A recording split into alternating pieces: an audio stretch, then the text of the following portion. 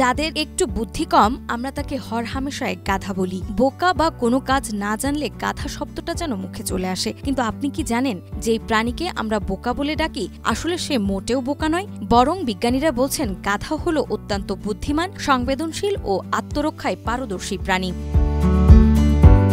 গাধার স্মৃতিশক্তি অবিশ্বাস্য রকম ভালো। গবেষণায় দেখা গেছে তারা ২০ থেকে ২৫ বছর আগে দেখা জায়গা কিংবা অন্য কোনো গাধাকে সহজেই চিনে ফেলতে পারে। শুধু তাই নয়, গাধা প্রচণ্ড জেদি স্বভাবের। তাদের ভয় দেখিয়ে বা জোর করে কোনো কাজ করানো প্রায় অসম্ভব।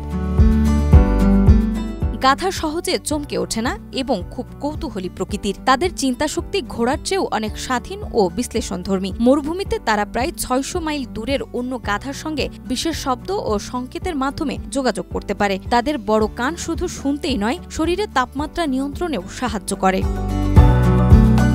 আরও আশ্চর্যের বিষয় হল গাধা শুধু নিজের নিরাপত্তায় নয়, গবাদি পশু, ভেড়া বা ছাগলের মতো অন্যান্য প্রাণীদেরকেও রক্ষা করে। বন্য জন্তুর আক্রমণের সময় তারা বিশেষ সংকেত দিয়ে দলকে সতর্ক করে।